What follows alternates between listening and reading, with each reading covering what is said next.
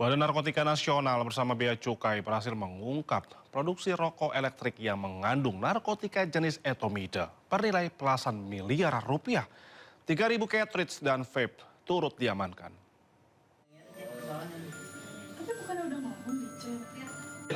Pengungkapan kasus ini berawal dari informasi masyarakat terkait dugaan peredaran narkoba dengan modus rokok elektrik. Petugas melakukan pembuntutan pada Kamis siang kepada terduga pelaku sejak tiba di Bandara Soekarno-Hatta, Tangerang, Banten.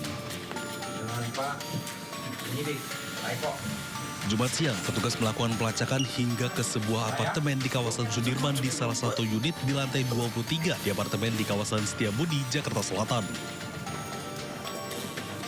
Petugas melakukan penggeledahan dan menemukan aktivitas produksi rokok elektrik mengandung narkotika.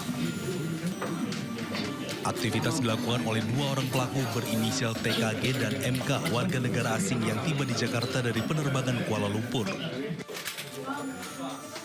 Hasilnya, petugas menemukan 3.000 cartridge vape serta cairan yang diduga mengandung etimodet atau narkotika golongan 2. Yang tadi kita ikutin tadi atas perintah bosnya yang berinisial A, ya, di luar negeri. Jadi ini merupakan jaringan internasional, baik itu bahan cair ini, ya, maupun cartridge dan blue cartridge ini adalah dari luar negeri, ya, luar negeri. Pelaku pun warga negara asing.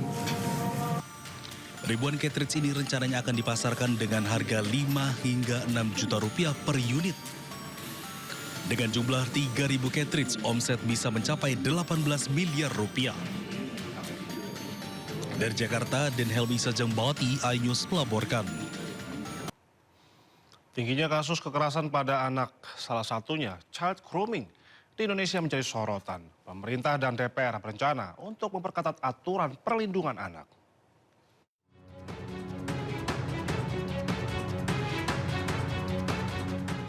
Aktris dan penyanyi Aureli Moreman membuka tabir gelap masa lalunya dengan mengeluarkan buku berjudul Broken Strings.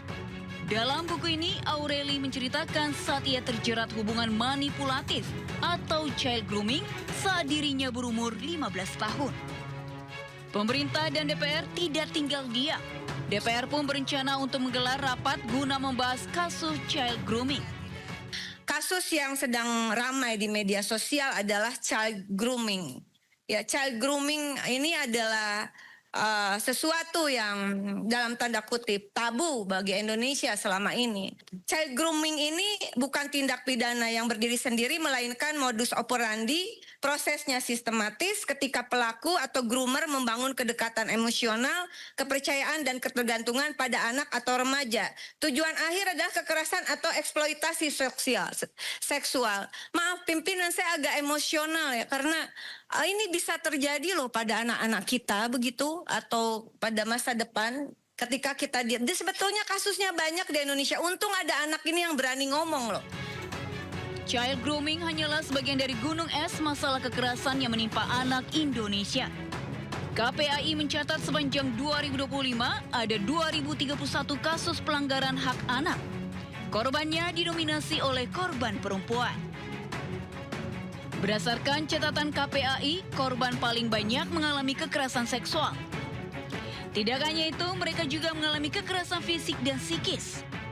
Bahkan tak sedikit yang juga mengalami kekerasan digital. Pemerintah pun meminta warga untuk melapor ke Sapa 129 atau WhatsApp 0811 129 129 bila mengalami kekerasan. Tim Liputan iNews melaporkan. Unit Perlindungan Perempuan dan Anak Satreskrim Polrestabes Medan mengungkap jaringan sindikat perdagangan bayi melalui media sosial. 9 orang ditangkap berikut otak pelaku. Diam semua, diam. Diam. Mau siapa? Aku sopir truk. Penyergapan dilakukan di salah satu hotel di kawasan Jalan Jamin Ginting, Kota Medan, Sumatera Utara. Saat digerebek, petugas mendapatkan pelaku bersama seorang pria berikut bayi mungil yang diduga akan diperdagangkan. Sebelum menangkap keduanya, Petugas terlebih dahulu menangkap 2 orang wanita lain, di mana salah satunya seorang ibu hamil yang diduga akan menjual bayinya. Keduanya ditangkap di sebuah rumah kontrakan di kawasan Medan Johor, Kota Medan, Sumatera Utara. Usai ditangkap, keempat pelaku berikut dengan bayi berusia 5 hari langsung digelandang ke Polrestabes Medan. Hasil pengembangan, polisi menangkap 5 tersangka perdagangan bayi lainnya. Ibunya menawarkan untuk diadopsinya anaknya, tapi pada saat itu masih mengandung, belum melahirkan, 9 bulan, kepada tersangka N.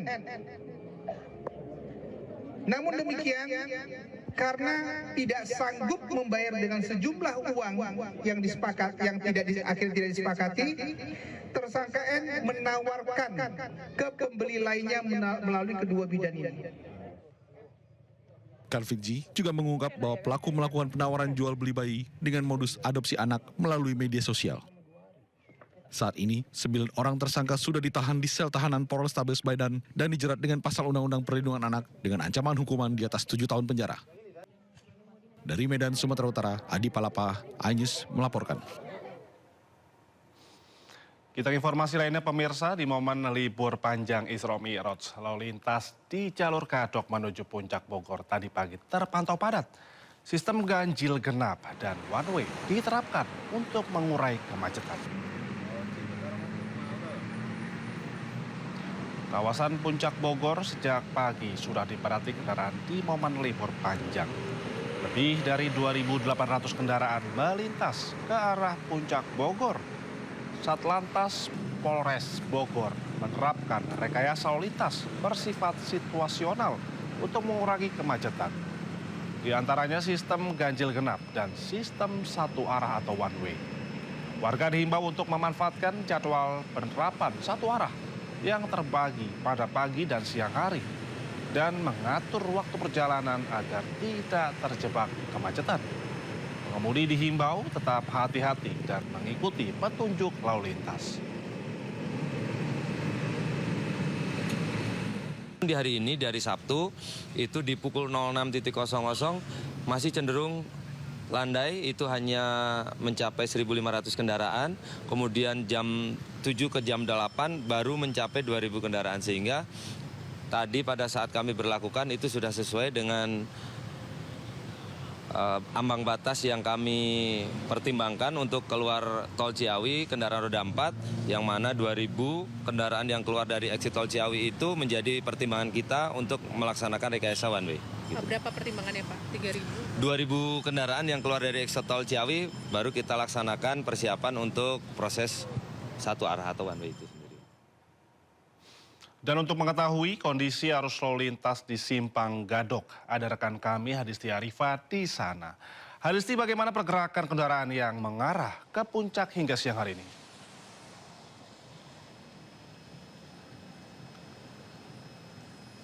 Iya, selamat siang Indra dan juga pemirsa. Untuk situasi lalu lintas di kawasan Simpang Gadok, tepatnya dari arah Jakarta menuju ke kawasan Puncak Bogor, terpantau ramai lancar. Tidak terjadi ketersendatan yang begitu berarti, namun memang ini situasinya berbeda jika dibandingkan pada pagi tadi yang sempat mengalami kemacetan pada pukul 7 hingga pukul 9 pagi tadi. Dan untuk terkait rekayasa lalu lintas pada siang hari ini baru saja kembali normal di kedua arah, baik itu dari arah Jakarta menuju ke arah Puncak maupun sebaliknya dari Puncak menuju ke arah Jakarta. Tadi untuk rekayasa lalu lintas one way sempat diterapkan pada pukul 8 pagi hingga pukul 10 pagi karena tadi sempat terjadi volume kendaraan yang tinggi sehingga menyebabkan kemacetan dan juga ketersendatan lalu lintas dari arah Jakarta menuju ke kawasan Puncak. Namun ini sudah berhenti diberlakukan dan memang ada 2 rekayasa lalu lintas yang akan diterapkan secara pergantian. Selain daripada one way juga adalah penerapan ganjil genap, di mana kalau saat ini tengah diberlakukan ganjil genap terhadap kendaraan yang melintas di ruas jalan dari arah Jakarta menuju ke kawasan Puncak ini. Nanti juga akan bergantian secara situasional penerapannya apabila nanti jika sudah terjadi kepadatan yang cukup berarti ataupun kemacetan, maka akan kembali diberlakukan sistem rekayasa one way ini. Dan kalau dari jadwal sebetulnya sudah disebutkan dari pihak Satlantas Polres Bogor bahwa penerapan one way ini akan ada dibagi secara antara 2 begitu pada pagi dan juga pada siang hari ini. Dimana kalau pada pagi pada pukul 8 hingga pukul 12 waktu Indonesia Barat ini sebetulnya akan diberlakukan one way satu arah dari arah Jakarta menuju ke kawasan Puncak secara situasional. Kemudian juga nanti pada pukul 12.30 hingga pukul 15 waktu Indonesia Barat akan diberlakukan secara bergantian, yakni dari arah Puncak menuju ke kawasan atau ke arah kota Jakarta.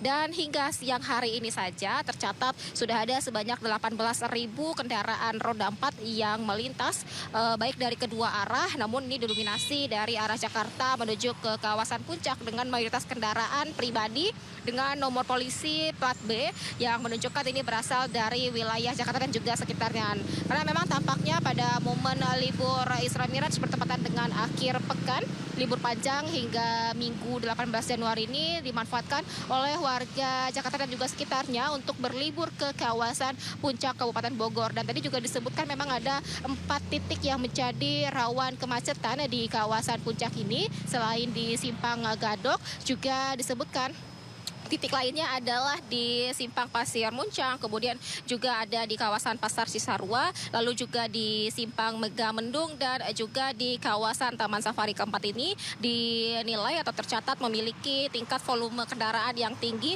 karena memang juga menjadi tempat publik yang memang ramai karena selain juga pasar, kemudian juga merupakan tempat wisata. Sehingga tadi dari pihak Polres Bogor menghimbau kepada masyarakat atau pengemudi yang akan melakukan perjalanan pada hari ini ke kawasan Puncak Bogor untuk memperhatikan jadwal keberangkatan agar tidak salah tanggal, maksudnya karena memang berlaku ganjil genap, jadi dipastikan bahwa nomor kendaraan ini sudah sesuai dengan tanggal keberangkatan, kemudian juga senantiasa untuk update informasi terkait jadwal one way dan memanfaatkan sistem one way satu arah ini untuk melakukan perjalanan agar dapat terhindar dari kemacetan. Nah, demikian Indra.